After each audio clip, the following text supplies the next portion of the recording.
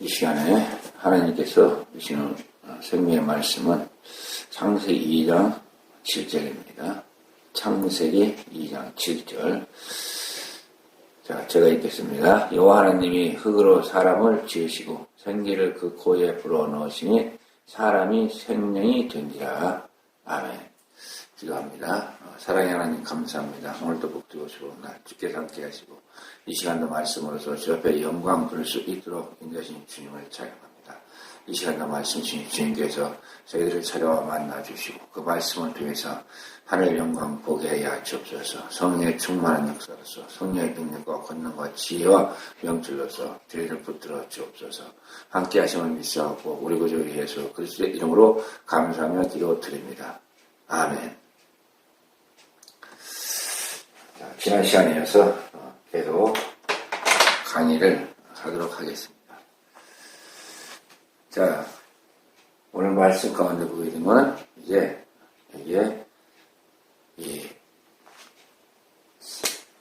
첫 번째로 말하니까 흙으로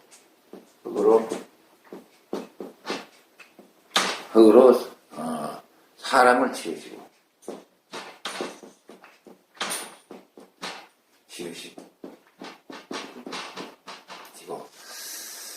흙으로 이 사람을 지으셨다. 지난 강의에서 이제 설명을 좀 대충 했습니다만, 이 흙으로 사람을 지으셨다. 즉, 지으셨다는 거죠. 몸을 만드셨다는 겁니다.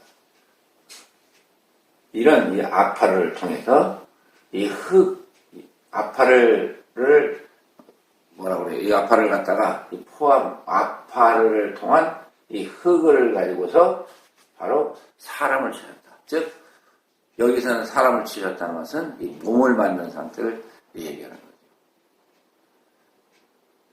참, 이 성경의 설명은 간단합니다. 흙으로 사람을 지으시고, 흙으로 사람의 몸을 만드시고, 그 흙으로 만든 사람의 몸은 그 구조가 뼈와 살과 피로 되어 있다. 그리고 이 흙으로 사람을 만드셨는데 이 사람이 이 흙을 가지고 아무리 뭉쳐본들 어떻게 됩니까? 뭉쳐집니까? 안 뭉쳐지죠. 그러니까 여기에 흙으로 사람을 만드셨다는 것은 바로 이제 여기에 뭐가 들어갑니까? 흙을 이렇게 반죽하기 위해서는 물이 들어가죠. 물. 플러스 물이 들어갑니다. 이 물인데 이 물은 흙으로 지으셨다는 거, 이 물은 원수다. 이렇게 표현을 할 수가 있습니다. 원수다. 원수는 뭡니까?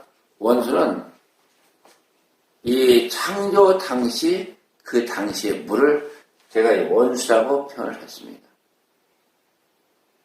이 원수는 바로 아마 이때는 민물과 바닷물이 짠물이 나눠지지 않은 상태의 그 물, 이제 그런 걸 일컫는다 이렇게 볼 수가 있습니다.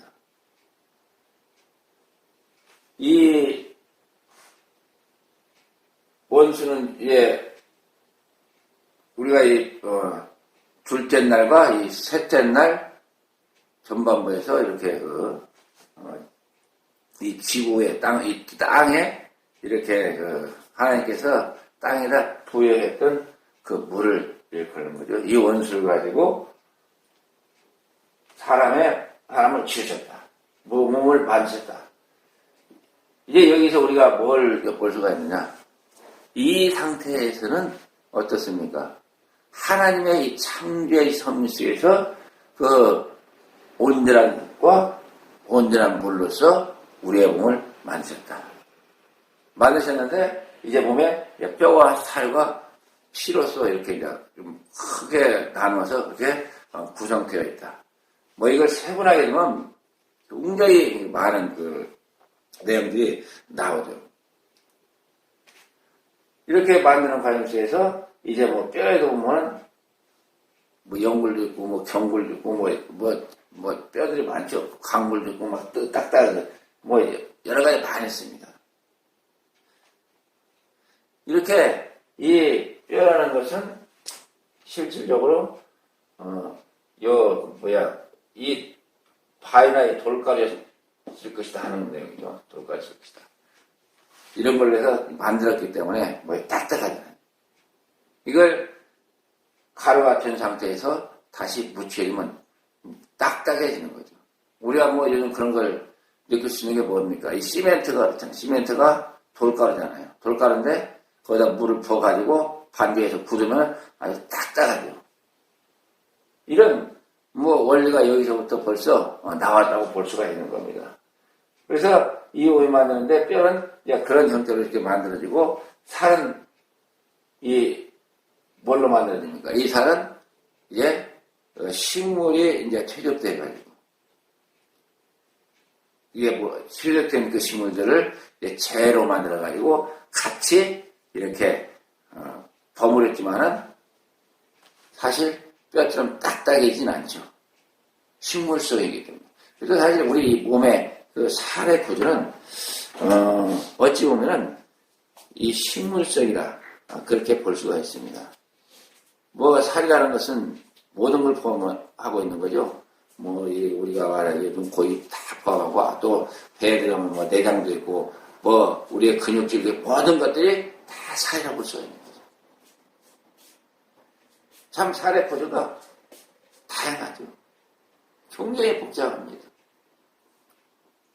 참 그것을 이 식물을 먼저 창조하셔가지고 그걸 먼지와 재로 만드셔가지고 이렇게 우리 몸을 물을 섞어가지고 비벼서 만드신 거죠. 참 우리가 상상할 수 없는 하나님의 신비의 창조의 역사라고 볼 수가 있는 겁니다. 이렇게 이 하나님께서는 이 흙으로 이렇게 먼지와 재로서 모든 것을 우리 몸의 구조를 다 만드십니다. 우리 뇌도 마찬가지죠. 이 물질로 구성된 식물성으로 구성된 우리의 이제 이 살을 만드시고 이제 그러고 나서 이 원수로서 빚어가지고 뼈와 살을 만드신 다음에 이제 이 원수를 통해서 어떻게 합니까? 다시 우리 각 핏줄에 이 피를 공부하시게 됩니다. 이 원수라는 것은 물이라고 그랬죠. 물이라는 것은 계속 제가 설명했지만은 창조의 생명의 근원적 에너지다. 이 피는 그냥 우리가 단순하게 이런 이 원수의 의미를 뛰어넘는 피입니다. 왜 그렇습니까? 이 원수에는 뭐가 같이 들어갑니까? 이 원수에는 하나님의 생기가 부여됩니다. 살아있는 이 생명력의 이 물에 다시금 하나님의 이 생기가 부여되면서 사람은 피가 돌게 되는 겁니다. 이 동물들과 사람의 피가 다른 점이 여기에 있는 겁니다. 동물의 피는 그냥 이 원수 자체에서 끝나죠.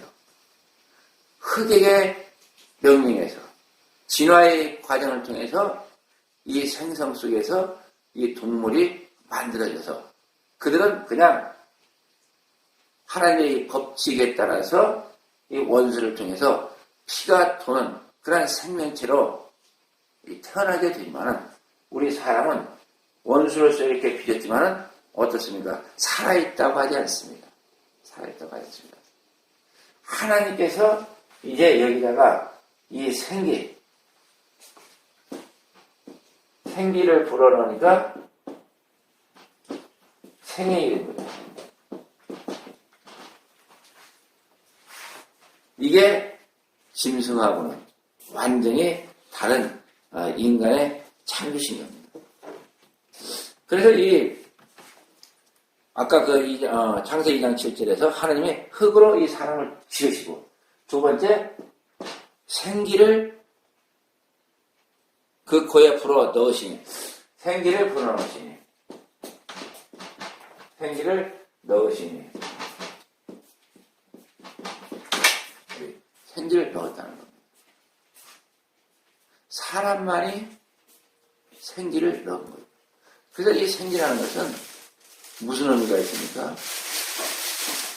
이 생기를 불어넣은 것은 일종의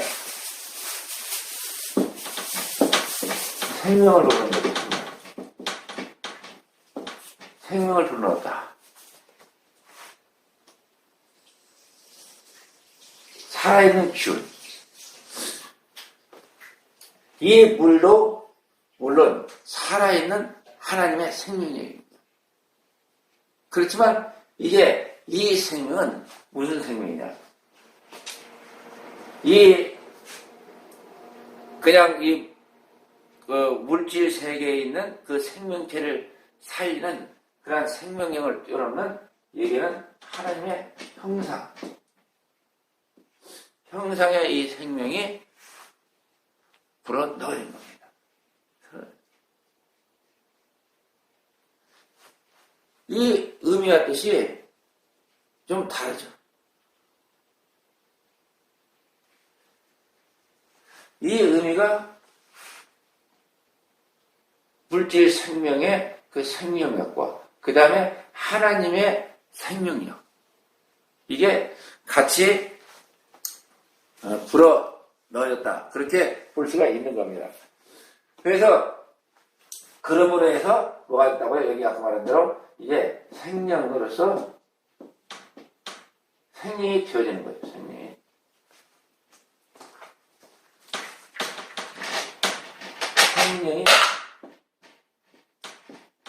생명이 되어진다. 이 생명 뭐를 의미합니까? 살아있는 얘기죠. 산영. 그래서 이 아담을 산영이라고 이렇게 이제 성경을 표현하는데, 이 생기라는 것은 이렇게 우리 인간에게 참 의미가 큰 그런 하나님의 창조의 역사라는 사실입니다. 생기를 풀어 넣으시니. 그러니까 생기를 불어 넣으니까 이게 사람이 아까 말씀드린 사람이 생명이 됐다. 생명이 됩니다. 살아있는 영이 된 거죠. 즉 이 말은 무슨 말입니까? 이제 생기를 불어 넣으시니까 이제 그때부터 우리 인간의 피는 다 몸 구석구석에 다 이게 전달되게 되었다는 사실입니다. 자, 우리가 고린도전서 15장 44절 한번 보겠습니다.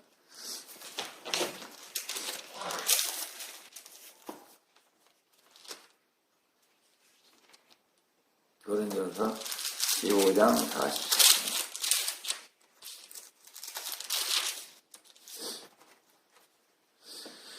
자, 몸의 육으로 신고 신령한 몸으로 다시 사나니, 육의 몸은 있은즉 또 신령한 몸이 있느니라. 육의 몸이 있은즉 신령한 몸이 있느니라.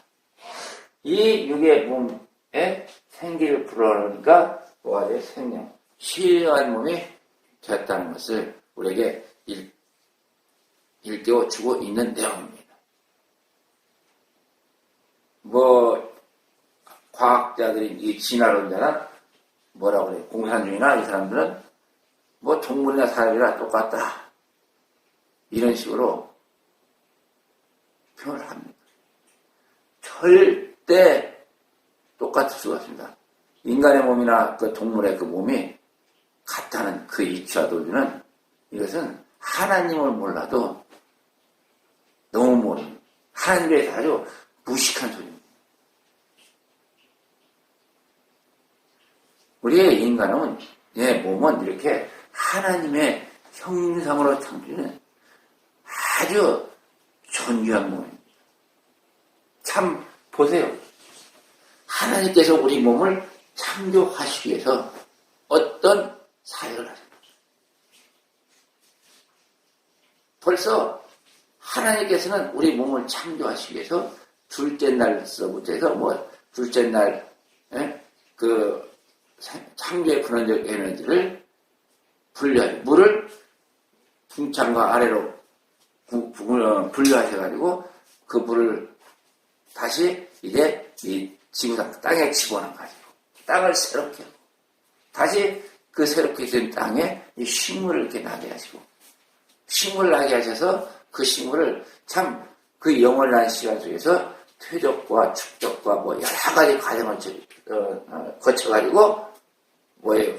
재나 먼지를 이렇게 만드셔가지고 또 땅에 있는 그런 그 흙들도 그렇게 만드셔가지고 그냥 흙으로 비는 게 아니라 이런 하나님의 놀라운 섭리가 들어가 있는 그런 흙을 통해서 우리 몸을 만드신 겁니다.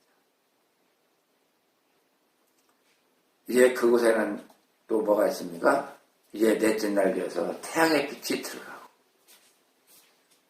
이런 여러 가지 모든 것을 총 집결해가지고 우리 몸을 만들어내셨다. 이런데도 우리 몸이 이 존귀한 몸이 아닙니까?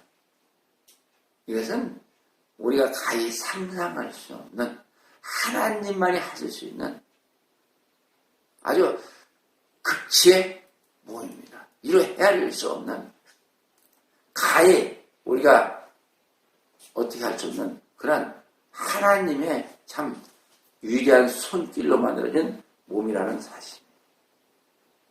그래서 하나님께서는 우리 주님께는 그렇게 말씀하시잖아요. 우리의 머리카락 하나라도 우리가 어떻게 합니까? 함부로 하면 안 돼요. 우리의 이 몸은 하나님께서 주신 거룩한 사실 전으로서의 몸입니다. 그래서 왜 우리 몸을 갖다가 하나님께서 거룩한 산제사로 드리라고 해요. 우리 몸을 거룩한 성전이라고도 말을 합니다. 왜요? 이런 이유 때문에 그런 거예요.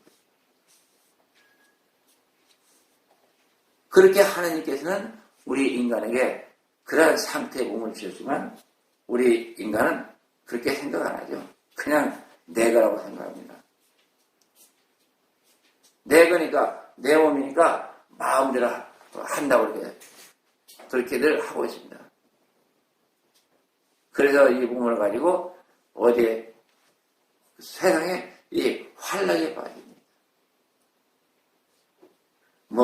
술도 먹고 담배도 피고 마약도 피고 또 음행도 생각하고 또 요즘은 뭘 많이 합니까? 막 문신도 막 새겨가지고 아주 흉측합니다. 이게 뭐예요? 다 하나님의 보시기에는 전부 범죄 행위입니다. 그래서 우리 몸도 사실은 이렇게 하나님께서 귀하게 주신 몸이기 때문에 함부로 해서는 안 됩니다. 이 몸은 하나님이 우리 성령이 계시는 이 전이라고 설명을 하시고 이 몸으로서 거룩한 산제사로 하나님께 드리라는 것이 이 이유입니다. 여기에 나오는 이 하나님의 말씀의 근거이기도 합니다. 그렇지만 우리 인간이 이제 아담으로부터 이 범죄를 통해서 우리 몸이 더러워졌죠. 죄 가운데 빠지게 된 겁니다. 죄 가운데 빠졌기 때문에 우리가 거룩한 몸으로 하나님께 나갈 수가 없었습니다. 그러게 우리 주님이 이 땅에 다시 오셔서 이 자신의 피를 통해서 우리 몸을 다시금 거룩하게 해 주심으로 우리가 거룩한 몸이 돼서 이 몸의 전을 통해서 하나님께 나갈 수 있었던 겁니다. 구약에도 이 양의 피를 통해서 우리 주님을 상징한 그 양의 피를 통해서 그들이 어때요? 몸을 거룩하게 하고 하나님께 나아갈 수가 있었던 겁니다. 이 성경 말씀은 그래서 그냥 하나님께서 말씀하시는 내용이 아닙니다. 그 짧은 용어 그 안에도 하나님의 참으로 깊고 오면이 담겨 있다는 사실을 우리가 알아야 됩니다. 그래서 이 하나님께서는 이에 이렇게 생기를 불어넣으시고 이 생명을 주시고 생명이 되리라 했죠. 생명이 되게 하셨습니다. 생명이 됐다는 것은 우리가 이제 어떻게 된 겁니까? 다시금 살아있는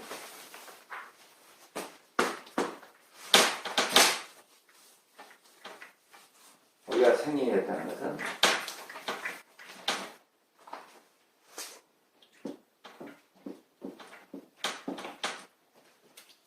우리의 몸이 제가 그림은 못 그립니다. 제가 이 하트를 그리지만 이것은 일종의 우리가 마음이다 이렇게 이해하면 되고, 마음이라는 것은 영적인 공간이죠. 영적인 영이죠. 영이고 이 마음은 우리 몸에 붙어 있는 게 아닙니다. 우리의 지정이는 지식과 감정과 의지는 이 혼의 생명 여기에 붙어 있죠. 여기서 활동을 합니다. 그렇지만 이 마음은 우리 가운데서 뭐냐면 붙어 있는 것은 아니고 그 안의 세계에서 같이 그 생명을 이루는 하나의 영적인 영역입니다. 그러니까 생명이 됐다는 것은 이 마음 가운데, 이 마음의 이 그릇에 우리의 영이 어떻게 되는 거예요? 이 생기를 불어넣은 것, 생기를 불어넣으니까 이 영이 이제 산령이 된 거죠. 산령. 생기를 불어넣으니까 산령이 돼서 바로 생명이 됐다고 이 성경 오늘 말씀에 그렇게 기록합니다. 여기에 이 산령과 이 생명과는 또 다르다고 봐야죠. 이 생명은 하나님의 온전한 살아있는 생명력입니다. 그렇지만 이 산령은 우리가 예수 그리스도를 믿어서 우리가 이렇게 산령으로 표현하는 것은 이 생명과는 다른 개념의 영인데 왜 그렇게 되느냐? 우리의 영은 이 음부했던 그 영이 그 영을 우리 몸 안에 같이 안고 이렇게 태어나기 때문에 죽은 영이 됐던 거예요. 죽은 영이 됐는데 이제 이 생기와 다른 것은 이제 우리는 여기에 받아들인 것은 그리스도입니다. 그리스도의 이름이죠. 이름. 즉 이름이라는 것은 일종의 이 생기와 같습니다. 그러니까 하나님께서 우리 인간에게 부여하시는 그 생명력은 아담을 창조할 때고 우리가 예수 그리스도를 믿어서 이제 이 산령이 되는 이 과정과는 약간 미묘한 차이가 있습니다만은 실질적으로는 하늘나라에서는 그렇게 차이가 있다고 볼 수는 없습니다. 그렇지만 분명한 것은 다른 각도에서 우리가 산령이 되는 그런 과정을 우리가 볼 수가 있습니다. 그래서 이 예수 그리스도를 믿어서 우리가 이 산령이 되었다는 것은 뭘 의미합니까? 이제 우리가 영이 살았기 때문에 우리가 누구예요? 아담이 죽은 영이 된 것은 이 생기의 공급이 끊어지니까 그 영 자체가 죽어 있는 겁니다. 죽어버린 겁니다. 그렇지만 다시 예수 그리스도를 믿어서 우리가 다시 생기를 공급받음으로 우리가 다시 산령이 되었기 때문에 이 산령이 됐다는 것은 하나님과의 교통을 의미합니다. 하나님을 찾을 수 있다는 그 의미가 여기에 부여된 겁니다. 이 아담도, 처음에 창조된 아담도 에덴 동산에서 쫓겨나기 전에는 하나님과 교통을 했죠. 하나님과 대화를 했습니다. 참 굉장히 뛰어난 그 최고의 피조물로서 하나님과의 그런 같이 이런 동행하는 그런 삶을 살았다. 그렇게 볼 수가 있는 겁니다. 이게 참 차이가 좀 있지만은 지금은 우리가 다시 예수 그리스도를 믿어서 산령이 되어서 이제 어떻게 하는 겁니까? 그리스도와 동행하는 겁니다.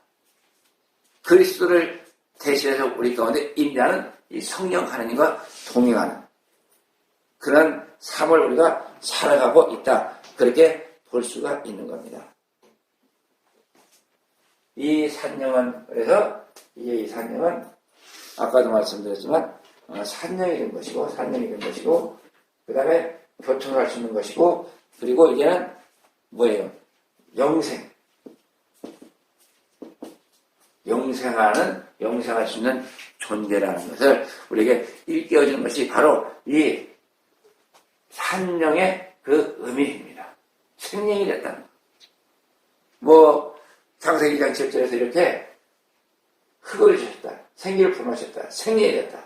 여기는 아주 하나님의 깊고 오묘한 하나님의 섭리와 역사와 그 뜻이 담겨 있다는 이 사실들을 우리가 깨달아 알아야 됩니다. 참 우리 인간의 이 몸이라는 것이 얼마나 귀합니까? 참 얼마나 하나님의 참 지극한 정성스러운 그 사랑의 결과물입니다. 왜 이렇게 창조하셨어요? 하나님께서 우리를 사랑하셔서 이렇게 하신 겁니다. 우리의 지식과 감정도 우리에게서 굉장히 귀하고 소중한 거지만 이 몸도 엄청나게 귀하고 소중한 겁니다. 뭐 혼보다도 몸이 안 좋다 이런 생각은 우리가 할 수가 없습니다.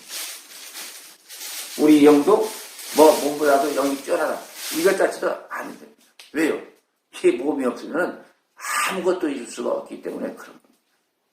우리 몸이 뭐에 혼을 담아 그 몸과 그 혼을 통해서 우리가 그 안의 세계에 다시 우리 마음을 담아서 우리의 영을 담아서 우리가 구원의 길을 갈 수가 있는 겁니다.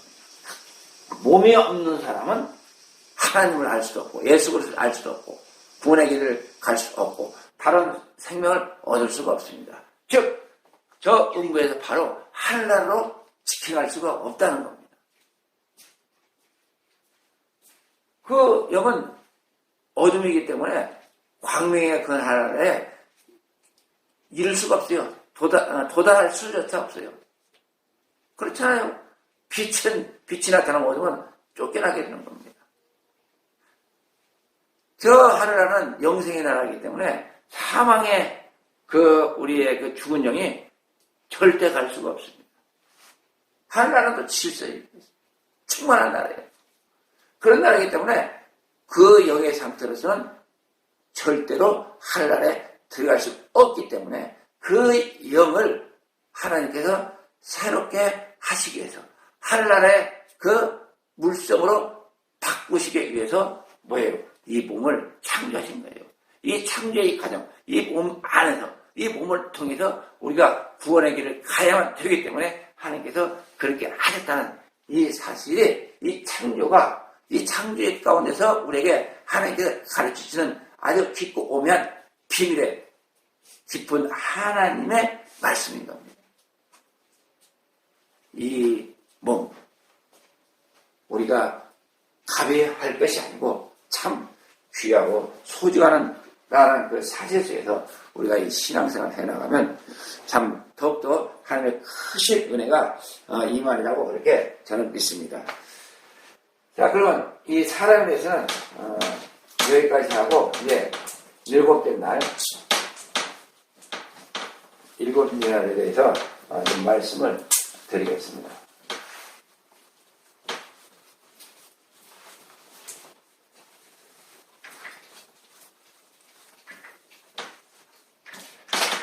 자, 우리 말씀을 합니다. 창세기 2장 1절. 2장 1절에서 2절입니다. 자, 2장 1절. 천지와 만물이 다 이루니라. 하나님이 지으시던 일이 일곱째 날이 이를 때에 마치시니 그 지으시던 일이 다음으로 일곱째 날에 안식하시니라.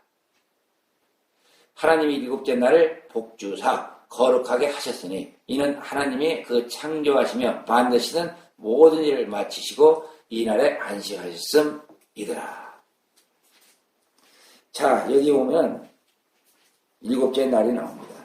일곱째 날이 나오면서 뭐라고 말씀하십니까? 천지와 만물이 다 이루니라. 일곱째 날.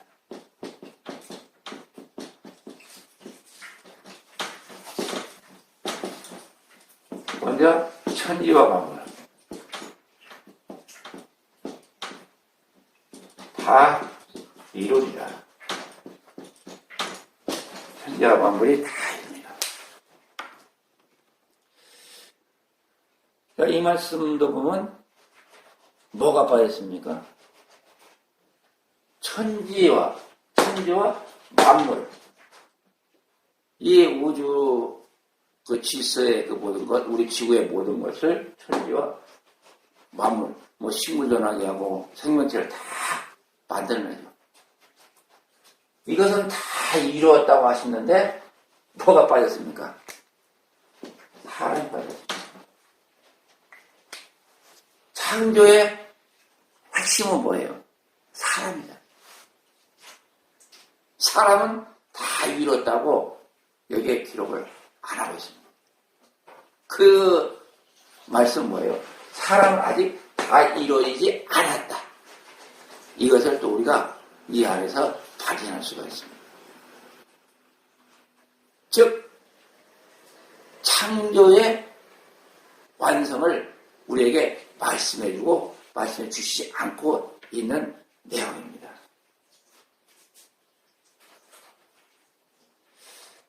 이 말씀 뭐냐? 아니 또 창조는 뭐예요? 진행 중이다. 이렇게 여기에서 우리에게 암시를 해주고 있는 내용이기도 합니다. 자, 요한복음 14장 한번 보겠습니다. 요한복음 14장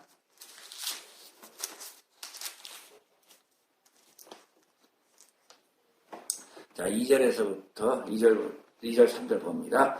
내 아버지 집에 거할 곳이 많도다. 그렇지 않으면 너희에게 일렀으리라. 내가 너희를 위하여 초소를 예배하러 가노니 가서 너희를 위하여 초소를 예배하면 내가 다시 와서 너희를 내게로 영접하여 나 있는 곳에 너희도 있게 하리라. 아멘. 이 인간의 창조가 완성이 되었다면 우리가 이 땅에 살면서 죽을 필요가 없습니다. 왜요? 우리 주님이 우리 인간의 그 창조하신 목적은 저 하늘 아래서 하나님과 더불어 영원히 사는 것을 원하신 그 창조이기 때문에 그렇습니다. 주님도 이 땅에 오셔서 그걸 분명하게 말씀하고 계시는 거죠. 본인이 초소를 예배하러 간다고 하십니다. 영원한 그 생명을 누릴 수 있는 우리의 초소. 즉, 이 말은 이 초소가 예배돼서 우리가 그곳에 이르러야 뭐가 됩니까? 이 창조의 완성이 되는 겁니다. 이 천지와 만물은 다 이뤘겠지만 뭐가 안 됐습니까? 우리 인간의 이 구원이 완성이 안 된 겁니다. 하나님께서 7째 날에 안식을 하셨느냐? 이렇게 이제 질문이 나오죠. 이 질문에 대한 답은 제가 첫 번째, 두 번째 강의실에 한번 설명을 한 적이 있습니다. 이 하나님의 안식이라는 것은 하나님은 사실 현재 시제만 있으십니다. 과거와 미래 시대가 없습니다. 그러니까 하나님 안에서는 하나님으로서는 뭐예요? 그냥 우리 인간의 구원을 다 알고 계신 거예요. 보고 계신 거예요. 그걸 느끼고 계신 겁니다. 그래서 이 하나님께서는 이제 다 끝났다고 말씀을 하시면서 하나님은 안식하신다고 말씀을 하십니다. 그런데 하나님이 다 끝나셨습니까? 일을 안 하고 계십니까? 그렇지 않잖아요. 자, 우리가 요한복음 또 16장 17절 한번 보겠습니다. 요한복음 5장 16, 17절.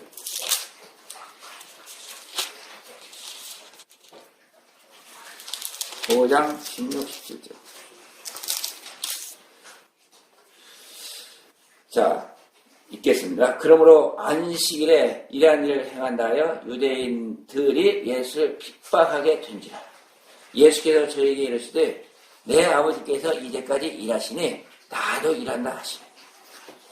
아버지께서 이제까지 일하시니 나도 일한다. 참 묘하잖아요. 안식일을 거룩히 하면서 쉬어야 할 안식일의 주인이신 예수님께서 뭐하고 계십니까? 일하고 계세요. 그러면서 아버지께서 지금까지 일하고 있다는 거예요. 창조 때부터 그 당시부터 계속 일하고 계시다는 내용을 우리 주님이 직접 말씀하고 계시는 겁니다. 우리가 일곱째 날 하나님께서 안식한다는 말을 그 문자 그대로 받아들이면 이 말씀과는 뭐예요? 대치가 되는 거예요. 그러니까 우리가 이 하나님에 대한 이해의 부족에서 온 우리의 인간의 뭐예요? 인간식 해석이기 때문에 이러한 결과가 나오는 겁니다. 이 일곱 장로의 안식했다는 것은 하나님의 시대에서 하나님의 안식인 것이지 우리 인간의 안식이 아니고 우리 창조의 인간의 창조의 완성이 아니다. 이것을 우리가 이 말씀 속에서 분명히 깨달아 알아야 됩니다.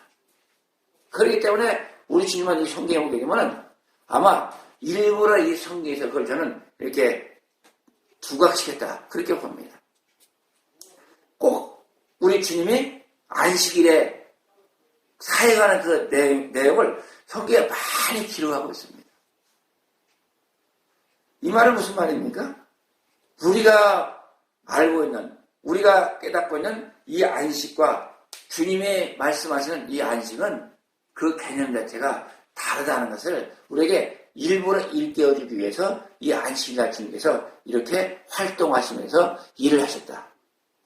이러한 모습들을 우리에게 이렇게 일깨워주고 계시다 하는 것을 볼 수가 있는 겁니다.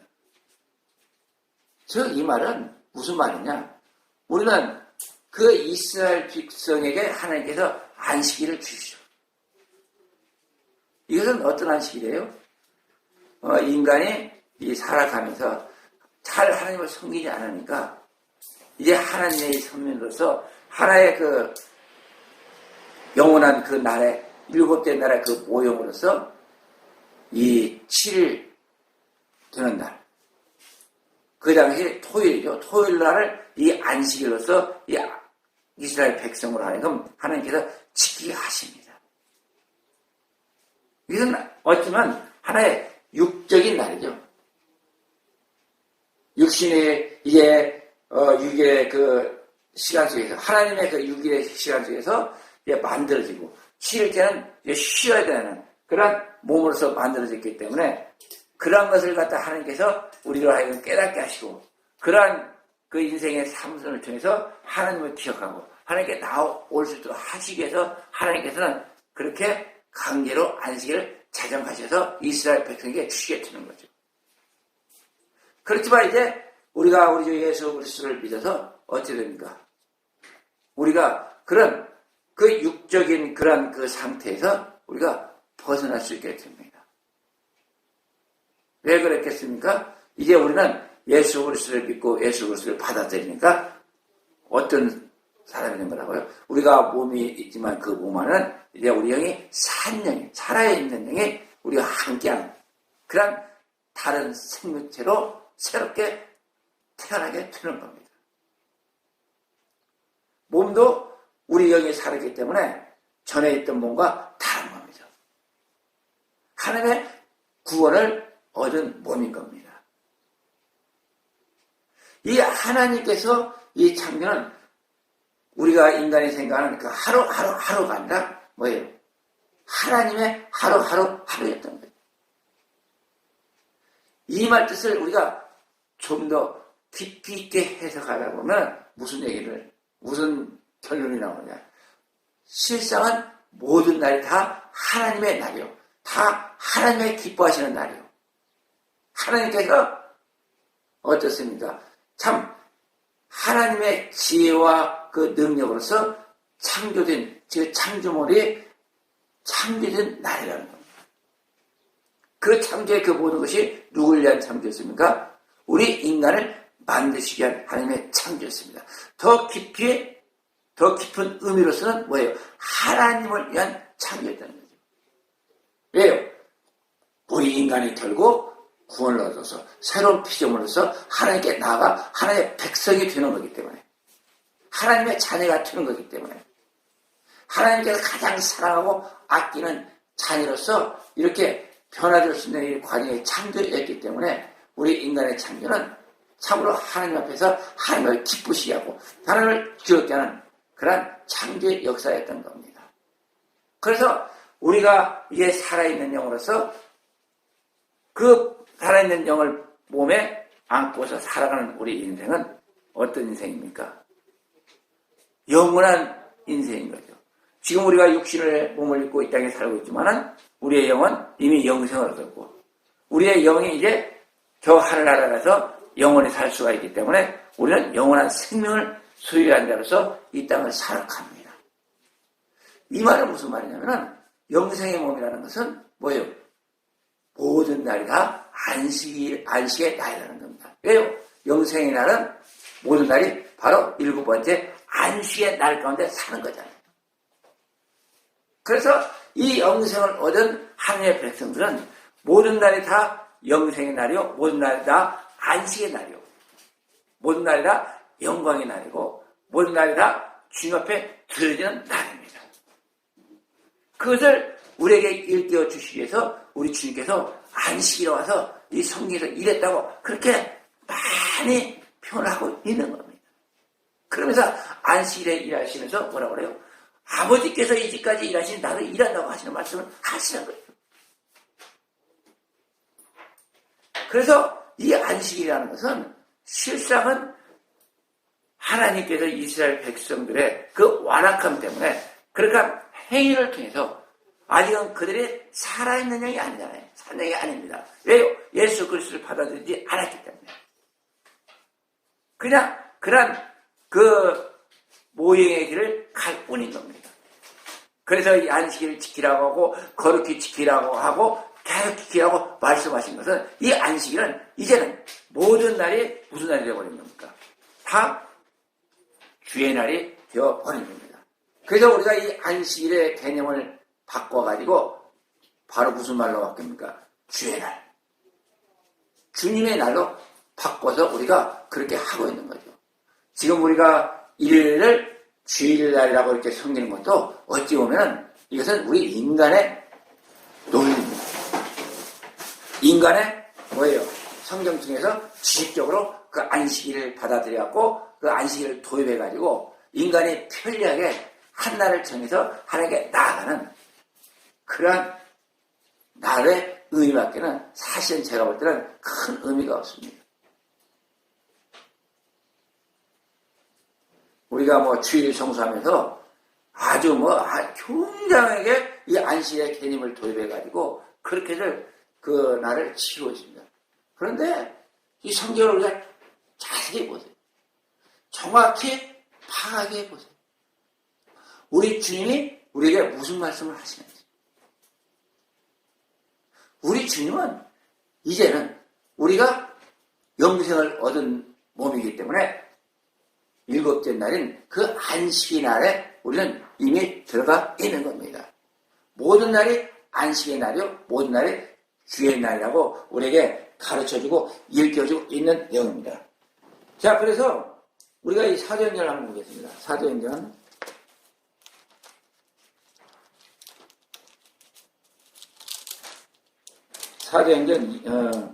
2장 46절에서 47절 보겠습니다.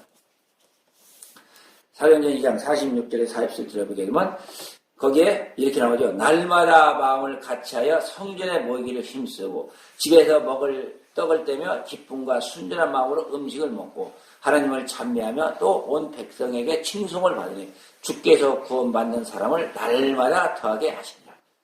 여기 보세요. 날마다가 2번 나옵니다. 날마다 마음을 같이하여 성전에 모이기를 힘쓰고 성전에 모였다는 건 무슨 말씀입니까? 성전에서 예배를 드렸다는 거죠. 날마다 예배를 드리는 겁니다. 그리고 날마다 뭐예요? 구원받는 사람을 날마다 더하게 하십니다. 날마다 매일 사역을 했다는 겁니다. 무엇을 알아서요? 이 안식, 이 주일의 개념을 이 초대교회에서는 분명하고 확실하고 정확하게 받아들였다는 그 사실을 이 성경에서 입증하고 있는 겁니다. 참 우리가 이 주일 성수라는 것도 잘 한번 음미해 보세요. 야, 열심히 너희들 6일 동안은 세상에서 너희들 멋대로 살다가 주일 딱 하러 와서 그것도 요즘은 하루도 아니죠. 그냥 뭐 겨우 1시간 정도, 뭐 많이 있으면 2시간 와가지고 그냥 나한테 애만 되라. 이게 주일 성수라. 이렇게 가르치는 거잖아요. 성경 어느 곳에 그런 말씀이 있습니까? 없잖아요. 그 안식일의 이 개념을 하나님께서 이스라엘 백성에게 보여했던 그 안식일의 개념을 그냥 받아들여가지고 주일을 그렇게 문자화한 겁니다. 좀 더 극한 표현을 쓰면은 이 구약시대에 율법화 시켜버린 것이다. 우리 주님은 이 땅에 오셔서 뭐라고 하셨어요? 너희가 진리를 알지니 진리가 너희를 자유케 하리라. 그렇게 말씀을 하십니다. 뭐 그렇다고 해가지고 제가 오늘날 이 성경의 이 주일을 부정하는 건 아닙니다. 주일이 필요합니다. 왜 필요합니까? 우리 인간에 그렇잖아요. 참 하나님 모시기 엉터리잖아요. 그날 하루라도 하나님을 기억할 수 있다는 거. 참 믿음이 약한 사람에게 있어서는 그 주일도 필요합니다. 그리고 뭐 이 세상의 구조라는 것이 또 이렇게 사회활동을 하다가 이제 이 일일날을 이 쉬는 날로 이렇게 자정해서 쉬다 보니까 사람들이 이렇게 모여서 그 하루라도 좀 이렇게 하나님께 나와서 예배드릴 수 있는 그런 시간을 약속하고서 이렇게 모여갖고 예배드리는 건 어쩔 수 없는 인간의 삶 가운데서 필요한가라고 그렇게 저도 느끼고 있게 받아들입니다. 그렇지만 그 일을 주일로서 안식일의 개념을 도입해서 그대로 정욕한다는 것은 그것은 말씀에 맞지가 않다는 것을 저는 말씀드리고 있는 겁니다. 실질적으로 우리는 매일매일이 주일입니다. 매일매일이 주님의 날입니다. 매일매일 우리는 우리 자신을 거룩하게 하고 하나님께 나아가게 해야 됩니다. 그래서 제가 볼 때는 우리 주님이 이 땅에 오셔가지고 참 새벽 미명에 매일 저 감람산에 올라서 새벽기도를 시작하시지 않았는가 그렇게 성경 말씀을 통해서 깨달아 봅니다. 주님도 뭐 매일 날마다 갔다고 그렇게 말씀하고 계시잖아요. 그리고 우리 주님이 뭐 감람산에 가는 게 주일날만 찾아갔습니까? 물론 그날은 주일은 없었지만 안식일만 찾아간 게 아니라 인간의 그 생활의 그 습관이 그렇게 되어 있기 때문에 그걸 어느 정도 적용은 했지만 실질적으로 우리가 이 주님을 만나고 주님께 나아가고 주님께 예배드리는 것은 꼭 주일이어야 된다. 이런 이 주일 성수라는 이 개념 자체가 우리로 하여금 율법주의 속에 빠지게 만든다는 그런 사실을 우리는 마음에 간직해야 됩니다. 이걸로 인해 가지고 뭐 교회가 성도를 모으는데 성공을 했는지 모르겠습니다. 그렇지만 분명한 하나님의 우리 주님의 말씀의 그 메시지는 성도들에게 올바로 전달하지 못했기 때문에 이 오늘날 이 성도들이 어떤 성도의 상태가 되었습니까? 신앙이 아주 옅은 그런 과정에 성도들만 양산하는 거예요. 하나님께 온전히 충성할 수 있는 이런 성도라는 것은 이렇게 매일 주님 앞에 나아갈 수 있는 그런 믿음의 자세와 그런 예배를 통해서만이 늘 우리 주님과 교통하는 그런 삶만이 하나님의 기뻐하시는 삶이다 하는 것을 우리가 이렇게 깨달아 알아야 됩니다. 그래서 일하는 것을 통해서 일하는 삶을 통해서 이제 우리는 사람들이 그래요. 이제 뭐 천국 가야 우리가 천국 갔다. 아니잖아요. 우리가 이 천국에 지금 가지는 않았지만 우리는 천국에 부분적으로는 가 있는 거죠. 왜요? 우리 영이 살아있기 때문에. 그래서 우리는 영원에 속한 삶을 살고 있기 때문에 즉 쉽게 얘기해서 일곱째 날 안식의 삶을 사는 삶을 살고 있다. 이렇게 받아들여야 되는 겁니다. 그러니까 이 일곱째 날을 안식했다는 것은 창조의 완성, 우리 인간의 구원의 완성을 여기에 담고 있다는 겁니다. 오늘날 일요일에 이게 주님이 일곱째 날 안식한 그 날에 아니라는 것을 우리는 알아야 됩니다. 모든 날이 바로 안식의 날입니다. 왜요? 우리가 저 하늘나라에 가면 무슨 월요일 있고 화요일 있고 수요일 있고 금요일 있고 뭐 이런 날이 있겠습니까? 없죠. 있을 수도 없고요. 모든 날이 다 안식의 날입니다. 왜요? 하나님의 안식의 날이기 때문에 그렇죠. 모든 창조를 끝내고 천지와 만물을 다 이루고 이제 인간의 구원도 완성한 그 일곱째 날의 그 안식을 우리는 받아들여야 된다는 겁니다. 오늘날 뭐 보게 되면 이 안식과 주의의 논쟁이 많이 일어나잖아요. 참 제가 볼 때는 쓸데없는 거예요.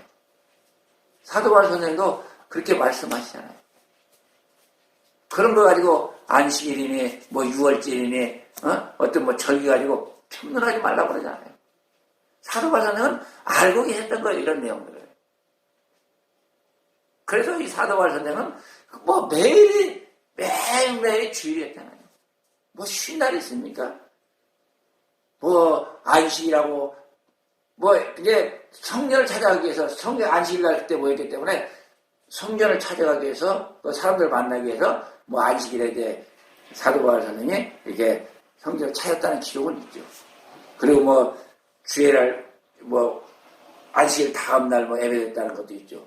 뭐 안식일 다음 날만 예배드리겠습니까? 무슨 날 예배를 드린 거죠. 그래서 우리는 좀 더 이 영적으로 좀 수준을 높여가지고 영적으로 이 깊은 곳에 들어가서 오늘 또 이렇게 우리 주시는 이 안식일의 개념은 이 올바로 받아들여야 된다는 사실입니다. 자, 그 다음에 이제 이렇게 일곱째 날 안식하시고 여기에 또 하나 빼먹을 수 없는 게 뭐냐? 에덴 동산의 창세입니다.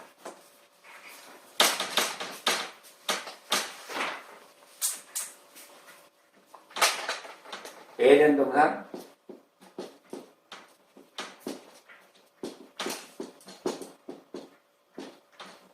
에덴 동산을 창설하시죠. 뭐 어찌 보면은 안식하신 뒤에 또 하나님께서 만드신 에덴 동산이기 때문에 어찌 보면 창조의 연속이다 이렇게 볼 수도 있습니다. 그리고 또 이런 가랑각도에서 우리가 바라보면 이제 이 안식일날 우리에게 주실 하늘나라의 그 모형을 우리에게 이렇게 제시하신 것이다. 그렇게 보여주시고 우리를 깨닫게 하시는 이 에덴 동산의 이 창설이다 이렇게 볼 수가 있는 겁니다. 그래서 사실 이 에덴 동산은 이 일곱째 날 모든 창조가 끝난 후에 우리에게 보여주신 거기 때문에 이것은 바로 새하늘 새 땅의 모형이다. 그렇게 우리가 믿고 받아들일 수가 있는 겁니다. 이 에덴 동산에서 이렇게 창설하신 것은 우리가 우리가 태어날 그 모형을 아담으로서 해서 하나님께서 이렇게 아담을 지으시죠. 아담을 지으신 거죠. 지으셨고 그게 앞으로 우리가 이 살아갈 하늘나라라는 것을 우리에게 예시를 해주는 겁니다. 자, 그래서 이 에덴 동산을 창설하셨는데 그것에 보게 되면 뭐가 나옵니까? 보기에 아름다운 나무, 그 다음에 먹기에 좋은 나무, 선악을 알게 하는 나무, 생명나무가 나옵니다. 이 네 가지 나무가 나오면서 이게 또 뭐가 나와요? 네 강. 에덴 동산에서 강이 네 갈래로 이렇게 발원된 그러한 그 내용들이 나옵니다. 이것도 우리 인간을 하여금 풍성한 삶을 우리에게 일깨워주고 있는 거죠. 저 하늘나라에서 우리가 살아가는 그런 그 삶의 모습, 하나님께 주시는 그 풍성함을 우리에게 일깨워주고 있는 겁니다. 그리고 이제 이 강, 네 개의 강이 발원했다는 건 동서남북으로 뻗어가는 그 강을 통해서 우리에게 뭘 보여주시는 거예요? 저 요한계시록 21장에 나오는 그 생명수 강에서 흘러나오는 그 물이 생명수가 뭐예요? 온 땅을 적신다. 즉 하나님의 은혜 가운데 우리를 살게 하신다는 그 에덴 동산의 그 모형을 우리에게 보여주고 있는 겁니다. 여기서 우리가 이 에덴 동산에서 한 가지만 좀 짚고 넘어갈 것은 무엇을 짚고 넘어가느냐. 여기에 보기에 좋은 나무, 보기에 두 번째 먹기에 좋은 나무, 먹기에 좋은 나무, 그리고 세 번째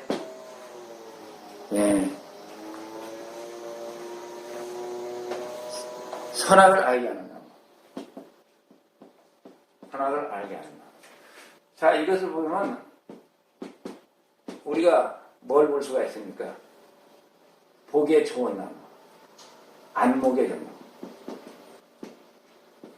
안목에 좋은 나무, 먹기에 좋은 나무, 육신에 좋은 나무, 육신에 좋은 나무,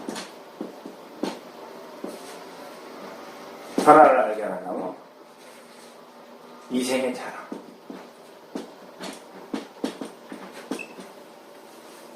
이 내용 속에서 우리가 이게 사실 맞아 떨어지죠.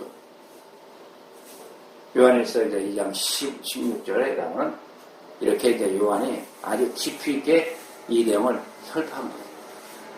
지금 이 창조에서 이 에덴 동산에서나 우리가 지금 살아가는 이 현실의 삶에서나 뭐예요? 같이 매치가 됩니다. 이런 인생의 길을 가고 있는 거예요. 아담에게 주어졌던 그 에덴 동산 속에서 오늘날 뭐가 있어요? 우리 인생의 세상의 삶의 그 모습이 나옵니다. 그리고 또 여기에서 또 하나 나오는 게 뭐예요?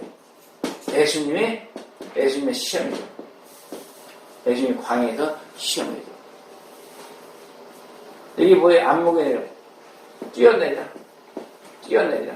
여기는 떡을 돌덩어리가 떡이 되게 해라.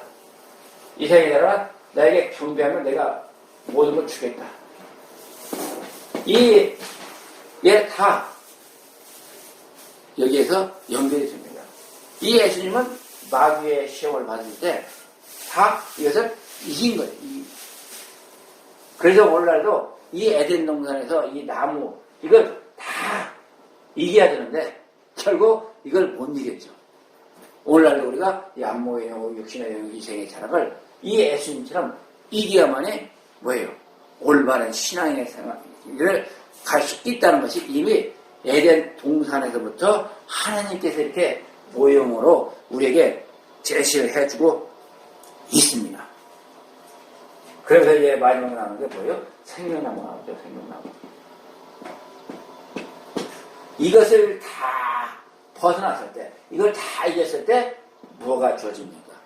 우리에게 이 생명나무가 주어집니다. 이 생명나무는 성경에서 그러죠. 그 나무를 열매를 따면 영원히 산다. 그렇지만 우리가 이것을 다 이기면은 이 생명나무를 먹을 수가 있는 겁니다. 이걸 이기지 못하고 선악과를 따먹다 보니까 뭐예요? 아담이 타락하게 되고 결국 멸망의 길에 빠졌던 겁니다.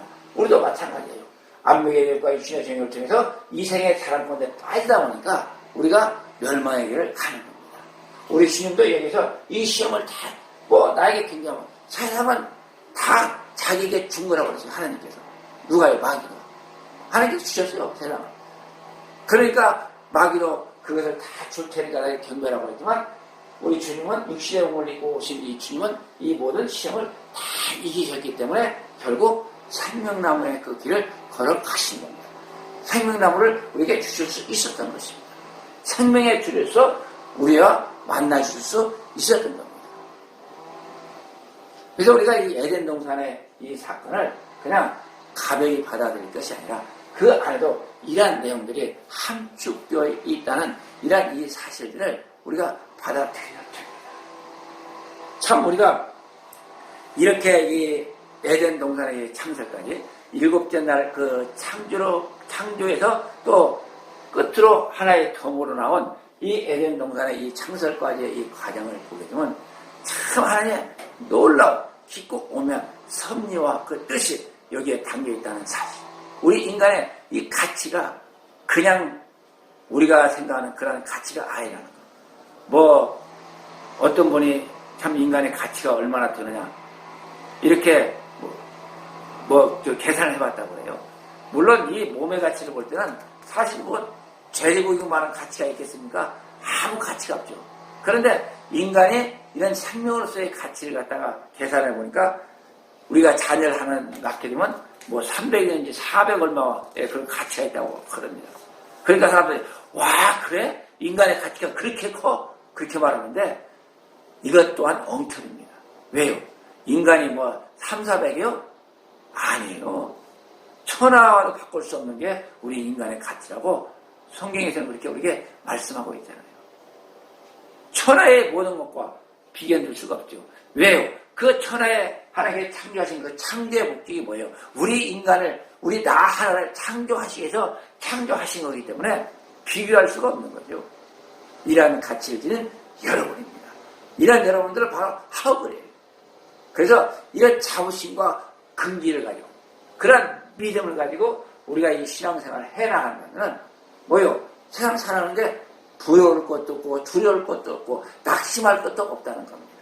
이 주님만을 붙잡으면 이 창조의 하나님만을 붙잡으면은 우리는 이 세상 살아가면서 승리하는 삶으로서 하나님께 영광을 돌릴 수가 있다는 겁니다. 이런 믿음으로 승리하는 여러분들이 되시기를 주님의 이름으로 축원을 드립니다.